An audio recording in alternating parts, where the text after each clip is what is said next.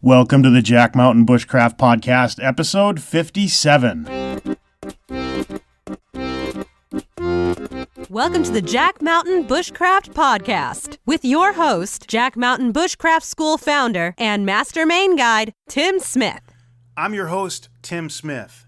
I'm a registered master Maine guide, and in 1999 I founded the Jack Mountain Bushcraft School.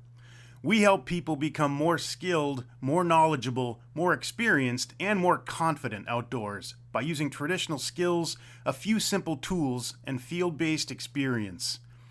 Whether you're looking to go from city slicker to competent outdoor professional, want to experience a remote expedition, or just want to learn a few new outdoor skills, we've got you covered. You can check out the show notes to this and all of our podcasts at blog.jackmtn.com. When you're there, click on the podcast button. And if you enjoy the show, please leave us a review on iTunes. Lastly, the best way to keep up with our programs and trips is to join our email newsletter, and you can do that at jmbnews.com. Welcome back to the Jack Mountain Bushcraft Podcast, episode 57. Today I am joined from all the way across the border in New Brunswick, Canada, by Blake Towsley, my old friend. How's it going today, Blake? Good. Tim, yourself?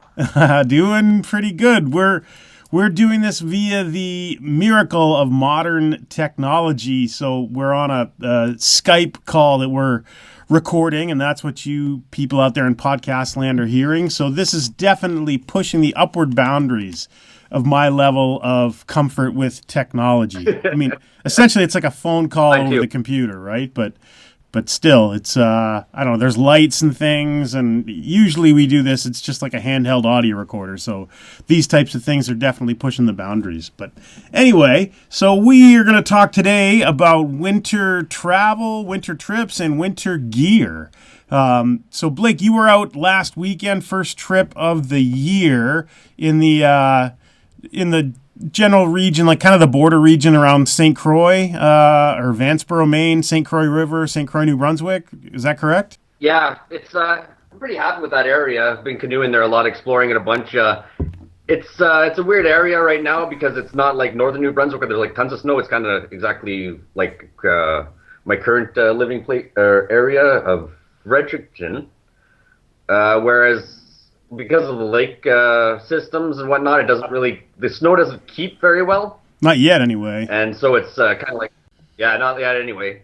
So it's been kind of a shoulder season up to this point. It's finally dropped some good snow and it's getting colder, but generally the winters aren't what I'm used to, so it's kind of a growing pain, I guess you could say. But I got out, I think the lake's called Hogan or something close to that. Anyway, it's right attached to the town of McAdams, New Brunswick.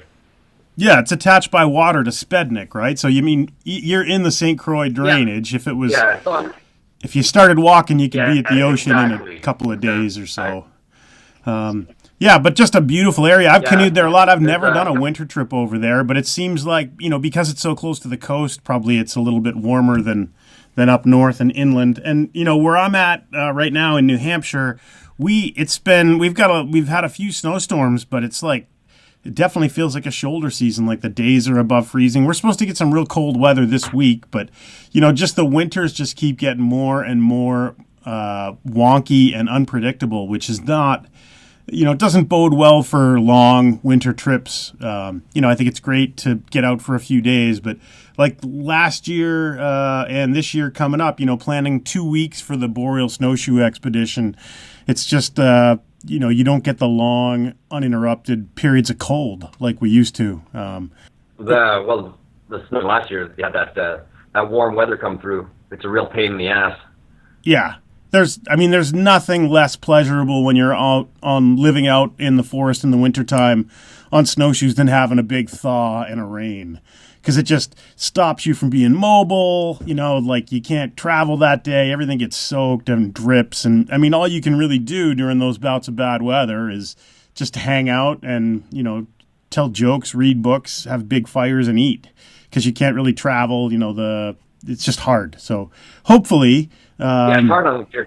it's definitely hard on the gear. Everything gets beat up. But so hopefully, we get into early January is always kind of like that, though. But hopefully we get into late January and February and we get a change because anyway, I'm planning like 4.5, 5 weeks on the trail this winter. So, hopefully I can look forward to deep snow and deep constant cold, right? But anyway, so you didn't have that when you were out. So is that did you call your trip a little short as a result? Not really. I called it kind of short because I got the pin for my ice auger and didn't really have too much to do except for read. I was just boiling snow, one of those situations. I could have chopped through it with an axe, but I wasn't that what's the word I'm looking for? Ambitious. Yeah. So no auger, that's hard. Out there, melting snow, water. Yeah. And there was ice. The lake was open. There was lots of open water, but there was no snow in the forest either. So I had to set up on the ice, and then having a tent on the ice for over like a day or two, everything starts to turn into a puddle, and it's just uncomfortable. Yeah. So I just got up one morning, and I knew the temperature was just rising to like above zero, and I just I'll just get out of here now in case the lake opens up. And then I was planning on going back with my girlfriend, but the temperatures just rose too high, and it's I'm not going to go hang around in a sloppy mess. Yeah. No, it's warm weather and winter camping hard. And, unless there's no snow and you're just camping like you would in the summertime, then it's no big deal. But trying to haul gear on sleds and all that and snowshoes, it's a disaster with warmth. So you are gonna. It's awesome that you're getting out. Last year we had the pleasure to spend 2 weeks on the winter trail together on the Boreal Snowshoe Expedition, and this year you are joining us for our trip north to Uje-Bougamou in northern Quebec. So we're excited about that, and hopefully that's pretty far north. So hopefully they have some good, consistent cold weather in early March. I can't imagine they won't. But anything can happen these days. And I know that you are planning with a couple other guys to do a second trip when we're up there in Le Nord de Quebec. So tell me a little bit about that trip.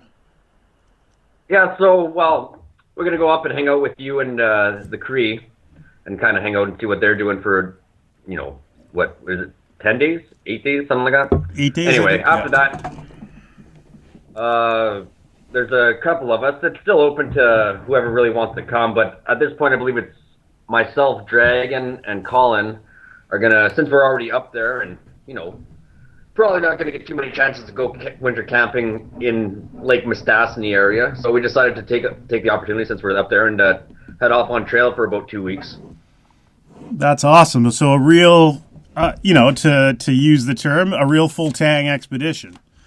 Yeah, exactly. Well, it's another full tang expedition. There's a couple invites that have gone out to. Obviously, we talked to Christopher because he might be able to make it. So that'd be excellent if he could. I've been talking to a guy from Ontario who seems interested, Scotty Matthews. It's pretty much, we'd like people to have some experience because, don't just want people, not knowing how to tie a knot. And, as long as they're eager, I guess it wouldn't really matter. But it's just kind of a get-together, a full tang expedition like we were saying.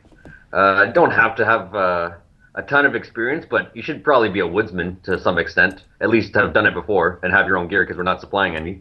Yeah, but you don't want to be out there with somebody totally green and have them drive an axe into their leg and then, No, definitely not. Definitely not. It's tripped kind over. Of within a circle of people that we know that invites come out. We haven't talked about or to any other members that are heading up to the Cree trip, so not too sure if anybody from that wants to accompany us on the 2 weeks after, but we'd probably be open to it if we had the supplies. Yeah, cool. Well, I'm sure we'll have time to talk about all that. There'll be some long nights up there, awesome nights, but yeah, it's still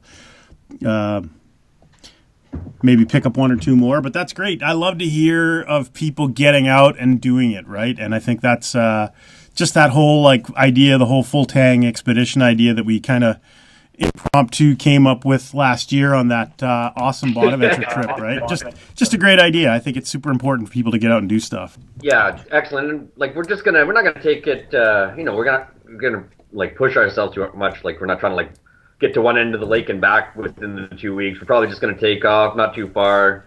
look for good fishing, see if we can snare some rabbits. Just just kind of like bush living. Yeah, no, and I think that's the goal, right? That's the point. I mean, I think the point of doing a lot of the instructional programs is to get to the point in your personal skill development where you're just comfortable going off and doing that and having those experiences. Because I think that, everybody talks a big thing about skill this and skill that and, knowing how to do X, Y, and Z. But at the end of the day, it's the experience of being out and doing it that makes it worthwhile. Because otherwise, if it's just skill after skill and trying to collect them all, it's like a freaking Pokemon game where you're collecting them all, right? It's funny, like that whole mindset of like, oh, I've got to learn, I've got to be able to brain can, I've got to be able to like whittle wood, I've got to be the best axeman, I've got to be like, making clothes. Like that's why I like lived in like communities, because not everybody can be the best at everything, and you can't have all the skill, right? It's very hard to. So like this whole like trying to like encompass everything under like in the self-reliance world by yourself, it's kind of it's better with a little group. Somebody's better at this, you're better at that, blah blah. Hang out in the bush, see how it goes, learn a bit from each other. Not so much of Rambo trying to take on the forest by himself.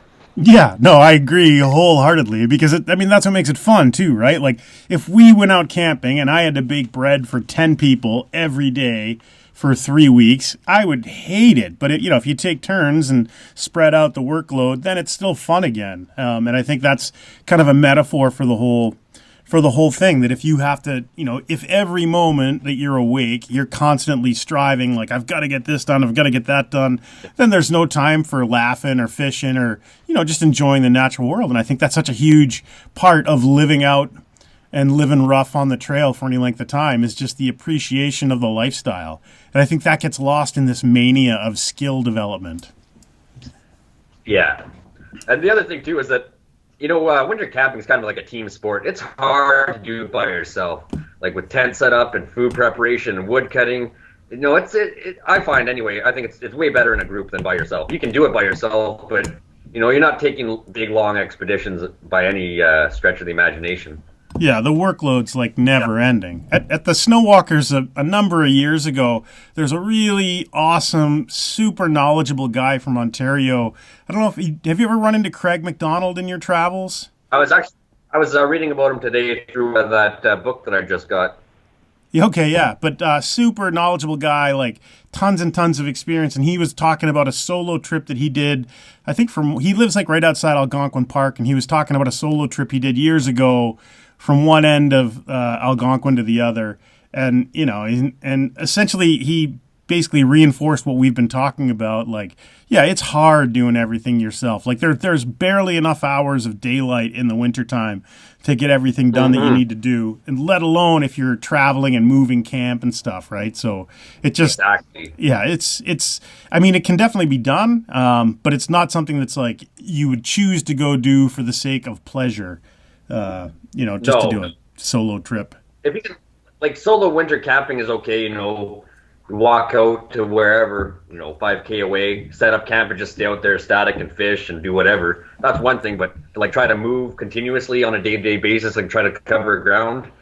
So, you better have a high amount of calories with you, because you're just going to work yourself into the ground. Right. And like, it's just, I can see like you're at a remote cabin and it burns down and you got to make it somewhere else. Yeah. Like there's a good motivator, but to just go and move camp every day, it's just nonstop work, which, there's nothing wrong with a little hard work. I don't think anybody who does any traditional winter camping would shy away from hard work, but just the idea that it's never ending just doesn't sound, it's not my idea of a good time, right? Well, just like get enough wood for yourself for a day, you know what I mean? If there's adequate supply of dead standing around, you've probably got 2 or 3 hours of bucking up wood to get it into your stove by yourself if you want to stay static for a day or two, at least. Then you got the hours like putting up the tent, then you got to get water and either boil it or melt the snow and then cook. It's a big workload for one person. Yeah, I think the maybe the non-traditional winter camping would be the way to go in that instance. I just saw a thing. There was a young guy who was the first guy to walk across Antarctica unsupported. Obviously, he's not cutting any wood there, but because there isn't any. But that it just, what was it, 900 miles, 800 miles, just dragging a sled. Like, man, I bet that wasn't a big party. Yeah. Yeah, I don't know. Being alone by yourself for that long would just kind of like, just eat away at me. Yeah. Cool. So, like, what's that? Just, I don't know, like that whole, like, people, like, well, reality TV shows are like the survivalist mentality of like running off into the forest by yourself for like extended periods of time. Yeah. Like, it has, I have no ambition to ever go towards that because you'd probably just end up going insane. I've said it before, I'll say it again publicly, it takes a special kind of weirdo to be like happy and content living all by themselves, especially out in a remote environment and especially in the wintertime, right? Like, I love doing solo trips and stuff if I'll paddle and fish, and, it's just nice to go and enjoy the quiet of nature. But for, the guys who want to do it for, like Dick Prenneke going and living out in that Twin Lakes, Alaska for 40 years, like, wow, that, it's psychologically, that's a rough road to walk. Anyway. Yeah, it's not too many people could do it, I don't think, anyway. No, but it is weird that it's so glorified in the sort of self-reliance culture of, like you're nothing if you haven't like spent a winter by yourself in some remote trapper's cabin somewhere. Like, that just sounds awful to me. So other thing I wanted to quickly talk about is that you are making a name for yourself in making traditional outdoor gear. So I know you've sewn a top bag for me out of canvas. You're making canoe packs. So can you tell me how you got into doing that and where that's headed? Well, I don't really know where it's headed right now. Basically, I just started getting into it because I just wanted to make my own stuff. This whole practice, not purchase thing that we actually was born on that expedition with you. So I just started making stuff on my own. And then obviously I'm kind of under the belief that you got to make like 10 of something before it's any good.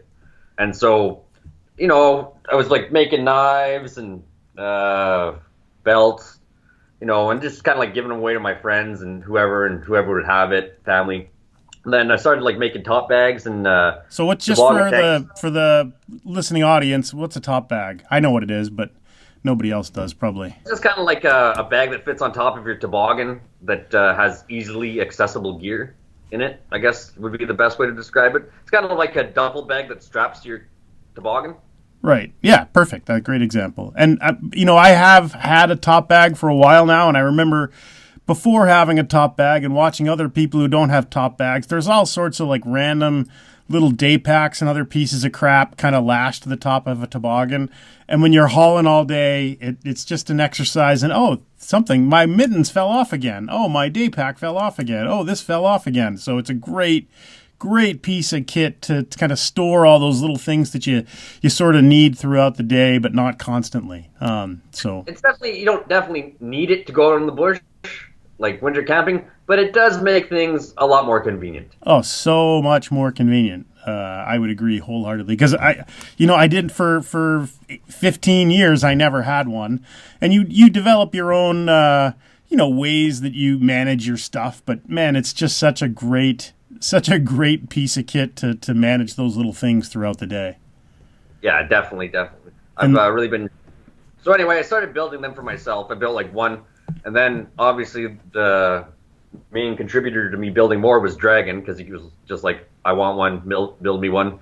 And then he was just like, build more for me, and I want to try to sell some of these for you, and so on and so on. And then met up with you, and you wanted one out of canvas, and then they're just like the little what critiques that you guys were doing to it kind of like led to where it's at now with the development of what it looks like. So that's kind of where we're at now, and I'm just kind of putting them together piece by piece, one at a time, maybe sets of 3 at a time, and they seem to be selling pretty good. Not too many people have them, but it's more of a test year right now, and I'll see how it goes, and if there's a market for it, then I'll continue doing it occasionally. I've got a full-time job, so I don't necessarily need 2, but I do enjoy doing it in my spare time, and on especially with these long shoulder seasons on the East Coast.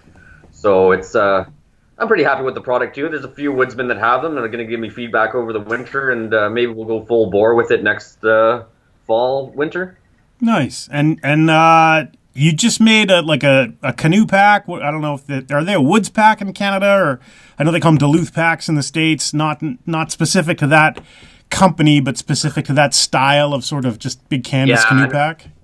I think it's just canvas canoe pack or a canoe pack, portage pack. But well, I built that original one with no skill whatsoever in sewing or knowledge of how to build it. But I just basically in Song of the Paddle, Bill Mason just talks about I think it's the Woods 200 pack that he uses. Mm-hmm. And I just kind of, didn't really want to pay $300, $400 for one.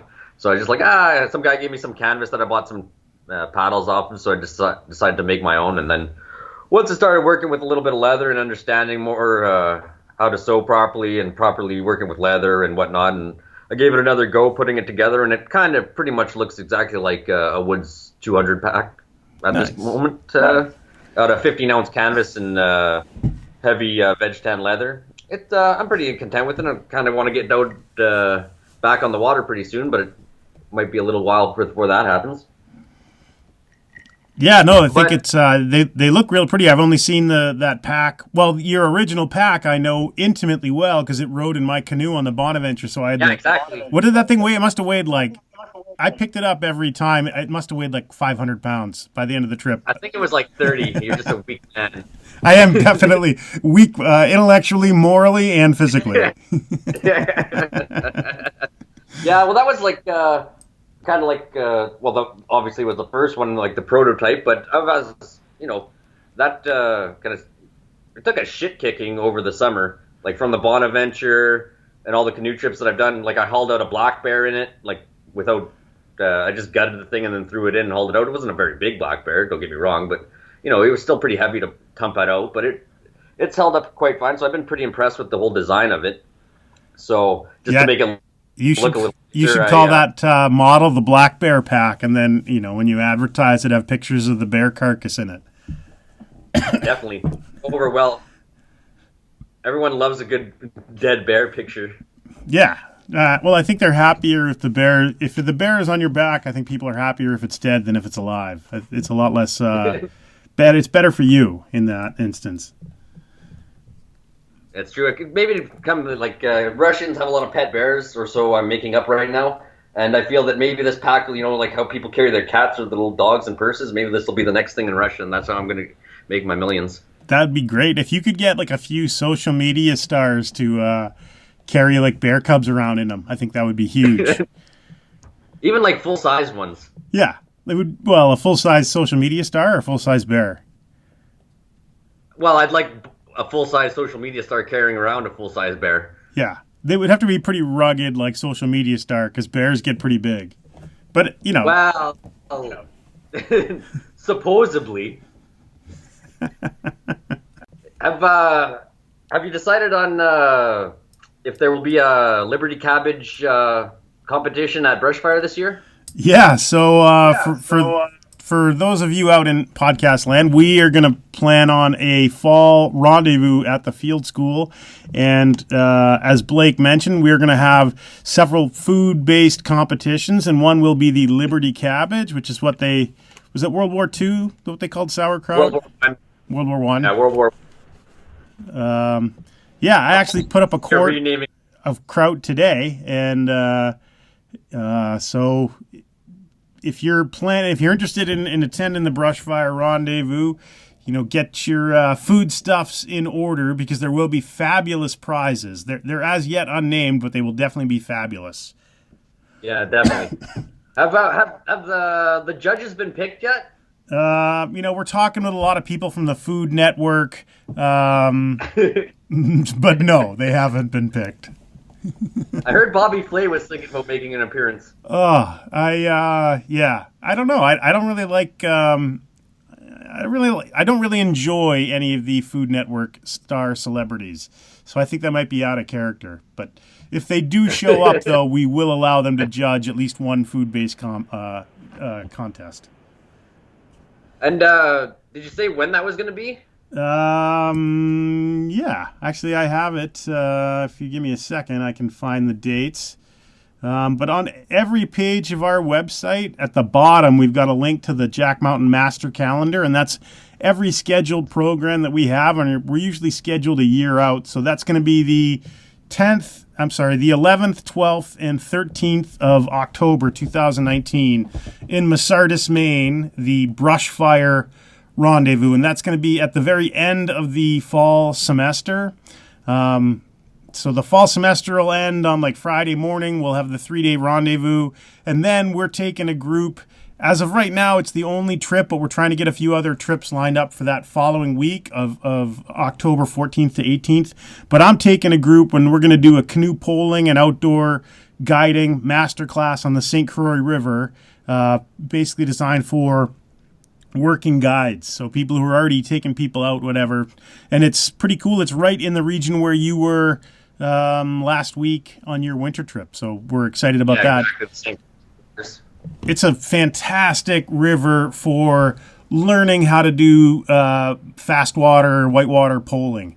Nothing too crazy. There's one good section at Little Falls that's a class 3 with some ledges that, if you have some experience, you can pole up and down. But just lots of great, pretty easy rapids that are fantastic for really nailing in whitewater poling. So we're going to offer that class right after, with the idea, sort of that idea of like the full tang expedition, that we didn't want to do like a rendezvous where we're just sitting around being lazy all week and like eating cabbage and, whatever else, making donuts. But there will be a lot of sitting around and eating cabbage.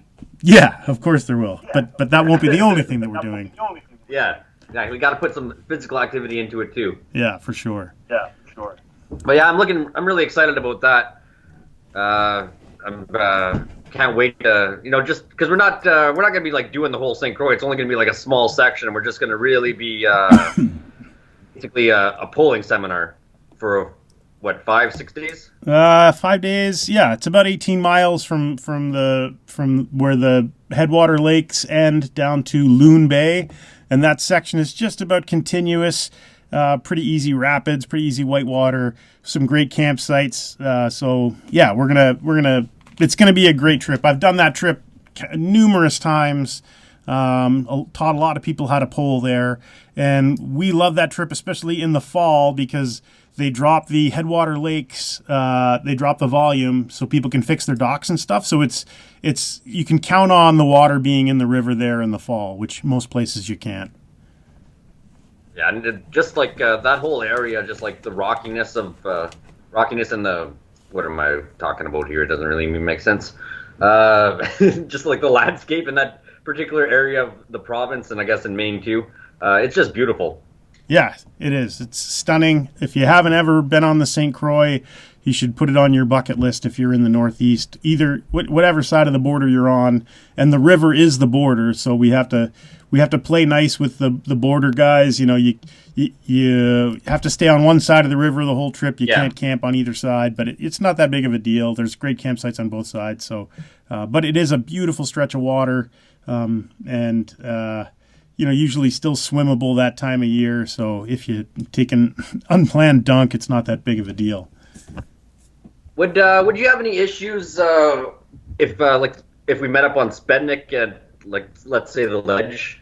Would that be an issue for you because you don't have your passport, or would you bring your passport with you? We would have to go in, cross the border, check in on the Canadian side, and then paddle out to the ledge, stay on the Canadian side, and then come back and cross the border. They don't allow you to cross the border like on your own whim. It's all got to be like official. So it's a little silly, but I guess that's the world we live in. Yeah, I've never camped on what would be the west side of the lake, the American side.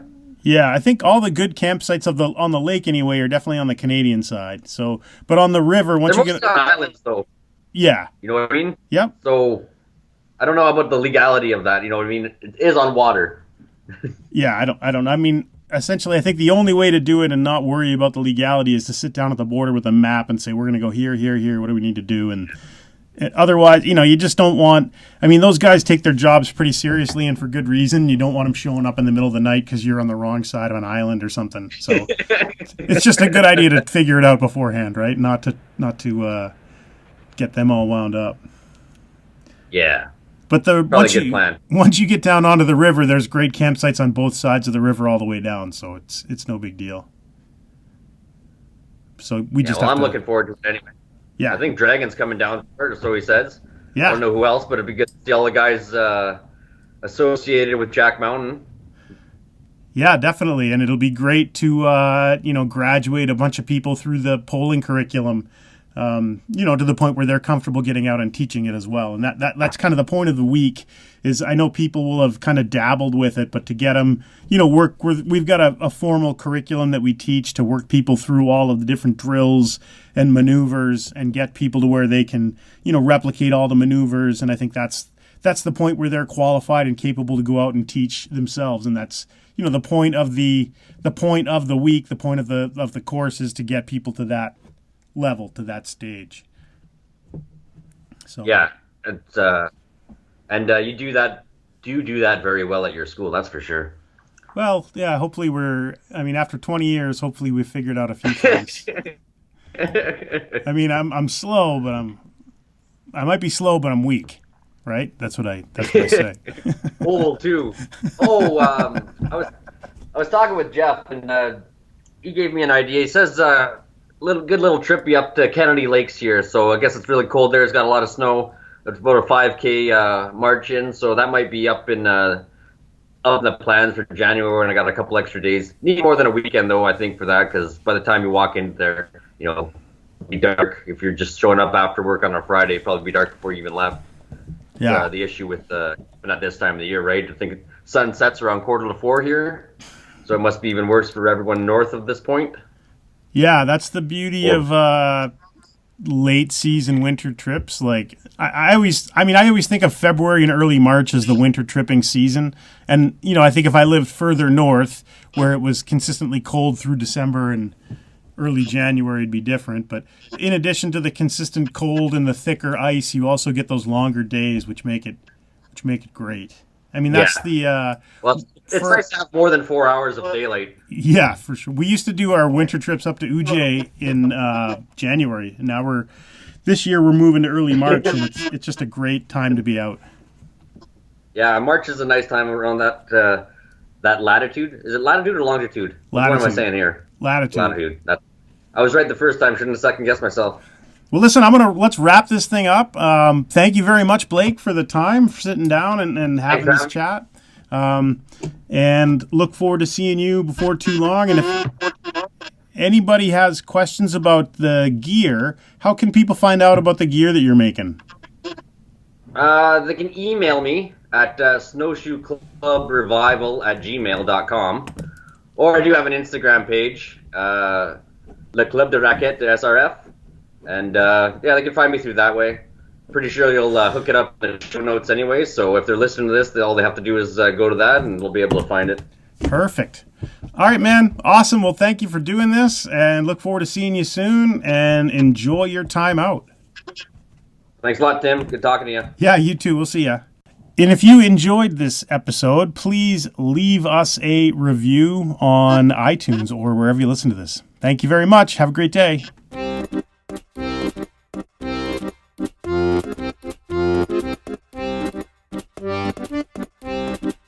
You have been listening to the Jack Mountain Bushcraft Podcast. For more information on our professional wilderness guide training programs that are college accredited and GI Bill approved, visit us on the web at jackmtn.com.